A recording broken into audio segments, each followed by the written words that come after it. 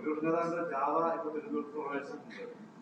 തുടങ്ങിയപ്പോ പറഞ്ഞത് വലിയ വിസ്മയങ്ങൾ ഉണ്ടാവും, ഇവിടെ എത്തുമ്പോഴത്തേക്ക് സർക്കാർ വീഴുന്ന ഭീഷണി ഉണ്ടാവുന്നില്ല. ഇപ്പൊ അതിന്റെ അവസ്ഥ പക്ഷേ എന്താണ് ഇപ്പോ എൽഡിഎഫിന്റെ അഭിപ്രായം? അത് അദ്ദേഹത്തിന്റെ അഭിപ്രായം പറയേണ്ടത്. അദ്ദേഹം വിസ്മയം തീർത്ത് പോവുകയാണല്ലോ, അത് ജനങ്ങൾക്ക് മനസ്സിലാകുമല്ലോ. അദ്ദേഹം അഭിപ്രായങ്ങൾ ഇങ്ങനെ മാറ്റി മാറ്റി പറയാം, അത് തന്നെയാണ് ഒരു പ്രധാന വിസ്മയം. അത് ഒരു രാഷ്ട്രീയ നേതാവും കേരളത്തിൽ സ്വീകരിക്കാത്ത നിലയിൽ അഭിപ്രായങ്ങൾ മാറി മാറി പറഞ്ഞ് വസ്തുതാവിരുദ്ധമായ കാര്യങ്ങൾ ജനങ്ങളുടെ മുമ്പിൽ പറഞ്ഞ് അങ്ങനെ മുന്നോട്ട് പോവുക. അതാണോ അദ്ദേഹം ഉദ്ദേശിച്ച വിസ്മയം എന്നുള്ളത് ഞങ്ങൾക്കറിയില്ല. എന്തെങ്കിലും ഒരു വിസ്മയം കേരളത്തിൽ ഉണ്ടായിട്ടുണ്ടെങ്കിൽ അത് നിങ്ങൾക്കെല്ലാം, ഈ കേരളത്തിൽ ജീവിക്കുന്ന മുഴുവൻ ആളുകൾക്ക് അനുഭവപ്പെടുമല്ലോ. അപ്പൊ അതിൽ നിങ്ങളെല്ലാം പരിശോധിക്കുക, എന്താ വിസ്മയം എന്നുള്ളത് നിങ്ങളെല്ലാം പരിശോധിക്കുക. ഞങ്ങൾക്ക് അതിലൊരു ഉത്കണ്ഠയൊന്നുമില്ല.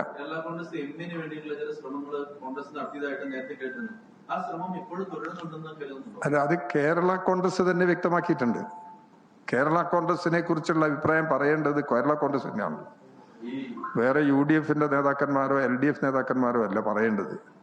ഒരു തീരുമാനം എടുത്തു കഴിഞ്ഞാൽ ഞങ്ങൾക്ക് പറയാം. ഇടതുപക്ഷ ജനാധിപത്യ മുന്നണിയിൽ അവരിത് തുടരുകയാണ്, ഉറച്ചു നിൽക്കുകയാണ്. ഇടതുപക്ഷ ജനാധിപത്യ മുന്നണിയെ ശക്തിപ്പെടുത്തുന്നതിന് സഹായകരമായ എല്ലാ നടപടികളും അവർ സ്വീകരിക്കുന്നുണ്ട്. അവരുടെ നിലപാട് Kerala Congress chairman, state chairman Shri Jose K Mani തന്നെ ഇവിടെ പത്രക്കാരോടും വിശദീകരിച്ചിട്ടുണ്ട്. ഈ നാടിൻ്റെ മുമ്പിലും അദ്ദേഹം പറഞ്ഞു കഴിഞ്ഞിട്ടുണ്ട്. ആ നിലപാടാണ് അവർ തുടരുന്നത്. ഇന്നത്തെ മുന്നണി യോഗത്തിൽ അവർ സജീവമായി പങ്കെടുത്തിട്ടുണ്ട്. അത് അതെങ്ങനെയാ? സതീശന്റെ ജാഥയും ഇതുമായിട്ട് എന്താ ബന്ധം? CPIM-ന്റെ പാർട്ടി മെമ്പർഷിപ്പ് പുതുക്കുക എന്നത് അതിന്റെ ഒരു സംഘടനാപരമായ പ്രക്രിയയുടെ ഭാഗമാണ്. അതൊരാൾക്ക് മെമ്പർഷിപ്പ് പുതുക്കാനും പുതുക്കാതിരിക്കാൻ അവകാശം ഓരോ അംഗത്തിനുമുണ്ട്. അതും ഏതെങ്കിലും തരത്തിലുള്ള ഒരു പൊളിറ്റിക്കൽ ക്യാമ്പയിനോ അതുപോലുള്ള മറ്റു പ്രശ്നങ്ങളായിട്ടൊന്നും പാർട്ടി മെമ്പർഷിപ്പ് പുതുക്കുന്നതിന് യാതൊരു പങ്കുമില്ല. അദ്ദേഹത്തിന്റെ മെമ്പർഷിപ്പ് പുതുക്കൽ നടപടിക്രമങ്ങൾ അവസാനിച്ചിട്ടില്ല. തെരഞ്ഞെടുപ്പിന് ശേഷമേ മെമ്പർഷിപ്പ് പുതുക്കുന്ന പ്രക്രിയ അവസാനിക്കുന്നുള്ളൂ. അതുകൊണ്ട് അതൊന്നും പൂർത്തീകരിക്കാതെ, മെമ്പർഷിപ്പിന്റെ സ്ക്രൂട്ടിനി പൂർത്തീകരിക്കാതെ പാർട്ടി മെമ്പർഷിപ്പിന്റെ എന്താണ് നില എന്നുള്ളതിനെ സംബന്ധിച്ചിടത്തോളം പറയാൻ കഴിയില്ല. അതാണ് ഇപ്പോഴത്തെ നില. അല്ല, പാർട്ടി സെക്രട്ടറിയെ നിങ്ങൾ മിക്കവാറും ദിവസം കാണുന്നല്ലേ.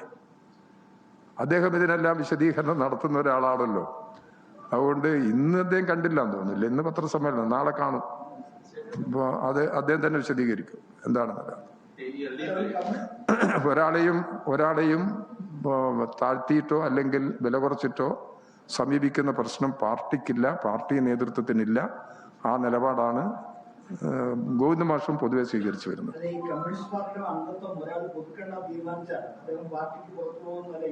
അല്ല, അദ്ദേഹത്തിന് പാർട്ടി മെമ്പർഷിപ്പ് നിന്ന് മാറി നിൽക്കാം, പാർട്ടി അനുഭവം തുടരാം. അങ്ങനെ എത്രയോ ആളുകളില്ലേ? പാർട്ടി മെമ്പർഷിപ്പ് നഷ്ടപ്പെട്ടു പോയ ആളുകളെല്ലാം പാർട്ടിക്ക് വിരുദ്ധരായിട്ടൊന്നുമില്ല, ഒരു പാർട്ടിയുടെ ഭാഗമായി തന്നെ തുടരുന്നുണ്ട് മഹാഭൂരിപക്ഷം. അതിപ്പോ ഇടതുപക്ഷ ജനാധിപത്യ മുന്നണിയുമായി ബന്ധപ്പെടുന്ന വിഷയമല്ല, പാർട്ടിയുമായി ബന്ധപ്പെടുന്ന വിഷയമാണ്. അത് പാർട്ടി സെക്രട്ടറി തന്നെ അത് സംബന്ധിച്ച കാര്യങ്ങൾ വിശദീകരിക്കും. LDF-നെ ബാധിക്കാനൊന്നും പോകുന്നില്ല. LDF-ല് ഇടതുപക്ഷ ജനാധിപത്യ മുന്നണിയുടെ തീരുമാനത്തോട് എന്തെങ്കിലും ഭിന്നത ആരെങ്കിലും പ്രകടിപ്പിച്ചതായി എന്റെ ശ്രദ്ധയിലില്ല. അതുകൊണ്ട് ഇടതുപക്ഷ ജനാധിപത്യ മുന്നണി അവരുടെ യോജിച്ച നിലപാട് മുമ്പോട്ട് കൊണ്ടുപോകുന്നത് കൊണ്ട് ആ തീരുമാനങ്ങൾക്കും നിലപാടുകൾക്കും ഒരു കാര്യവും ബാധിക്കുന്നതല്ല. അത് മുന്നോട്ട് പോയിക്കൊണ്ടിരിക്കും. അതാണ് അതിന്റെ നില.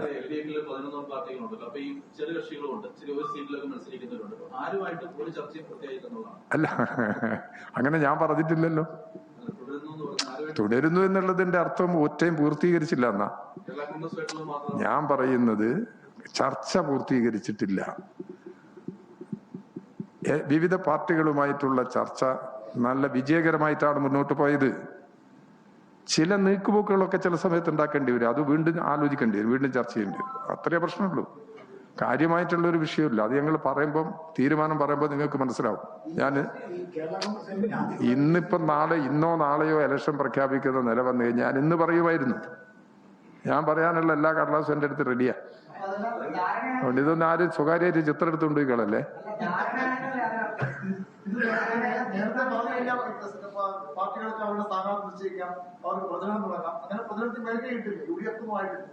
ഏത് പരസ്യമായ എല്ലാ പ്രവർത്തനങ്ങളും തീരുമാനം പ്രഖ്യാപിച്ചതിന് ശേഷമേ നടക്കുള്ളൂ. അങ്ങനെയുള്ളൊരു നിലപാടാണ് ഞങ്ങൾ പൊതുവെ സ്വീകരിക്കുന്നത്. ശരി, പാർട്ടിയാ ഓരോ പാർട്ടിക്കും എത്ര മണ്ഡലങ്ങൾ എന്നുള്ളത് മുന്നണി തീരുമാനിക്കും. അതിന്റെ അടിസ്ഥാനത്തിൽ ഓരോ പാർട്ടിയും അതാത് പാർട്ടിയുടെ സ്ഥാനാർത്ഥികളെ പ്രഖ്യാപിക്കും. അതാണ് സാധാരണ രീതി. അല്ല, അതൊക്കെയാണ് പരിശോധന. അങ്ങനെ എന്തെങ്കിലും നീക്കുപോക്കുണ്ടോ ഇല്ല എന്നുള്ളത് പരസ്പരം ചർച്ച ചെയ്യും. ചർച്ച ചെയ്തിട്ട് എന്തെങ്കിലും ഉണ്ടെങ്കിൽ അന്നേരം പറയും. ആരാത്? ആന്റണി രാജുവിന്റെ ഒരു കേസ് നിലനിൽക്കുകയാണ്. ആ കേസിന്റെ റിസൾട്ട് എന്താണെന്നുള്ളത് നോക്കട്ടെ. അതിനുശേഷമേ അത് സംബന്ധിച്ചുള്ള വിവരങ്ങൾ വ്യക്തമാക്കാൻ കഴിയും. ഈ കേരള കോൺഗ്രസ് കുറെ ഉണ്ടേ, അതുകൊണ്ട് അങ്ങനെ ചോദിച്ചത്.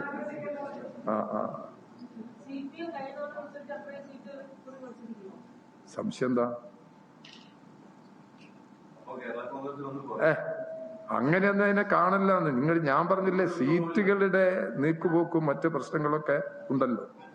അതല്ല ആ ചർച്ചകളെല്ലാം ഞങ്ങൾ പൂർണ്ണമാക്കി കഴിഞ്ഞിട്ടില്ല. ഇടതുപക്ഷ ജനാധിപത്യ മുന്നണിയിൽ CPM മാത്രമല്ലല്ലോ, മറ്റു പാർട്ടികളും ഇല്ലേ, സ്വതന്ത്രരല്ലേ, ഇതെല്ലാം ചേരുന്നതല്ലേ മുന്നണി.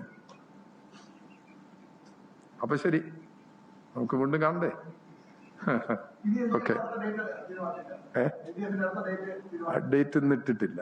അത് ഈ ഇലക്ഷൻ കമ്മീഷന്റെ ഒരു നിലപാടും കൂടി നോക്കിയിട്ട് പ്രകടന പത്രിക തയ്യാറാക്കുന്നതിന് സബ് കമ്മിറ്റിയെ ചുമതലപ്പെടുത്തിയിട്ടുണ്ട്.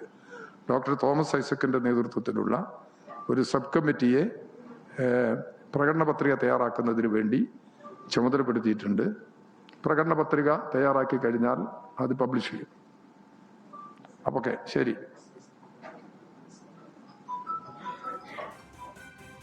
LDF കൺവീനർ TP രാമകൃഷ്ണനാണ് മാധ്യമങ്ങളെ കണ്ടത്.